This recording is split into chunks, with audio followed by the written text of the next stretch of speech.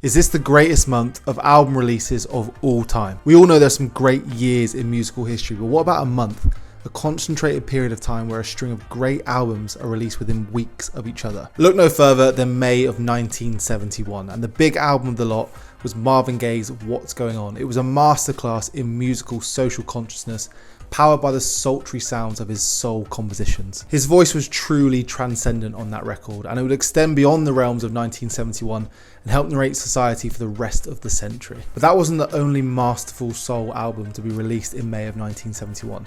On the very first day of the month, Bill Withers released his debut album, Just As I Am. His debut album showcased his bulletproof songwriting style and boasted hits like Grandma's Hands and Ain't No Sunshine, which existed way beyond the realms of the month, the year, and even the entirety of his career. But it wasn't just Bill Withers and Marvin Gaye. Aretha Franklin got in on the act too to prove she's one of the greatest live performers of all time with her iconic live album, Live at Fillmore West. To this day, it still remains as one of the greatest live albums of all time, but not only does it showcase Aretha Franklin's very unique voice, but it's an absolute unfiltered showing of the joy that existed in 1970s live music. But then another big record came when music fans in 1971 were looking for something to fill the void left by the Beatles from the previous decade.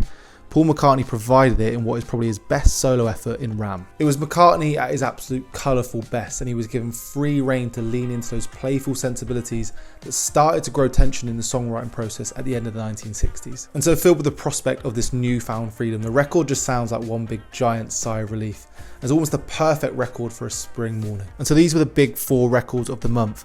But that's forgetting Rod Stewart's Every Picture Tells a Story, and especially Rory Gallagher's self-titled virtuistic debut album. It was a truly seismic month in a truly seismic year that helped platform an entire decade of musical diversity, from rock to soul to disco to so much more. It was truly a special time in music.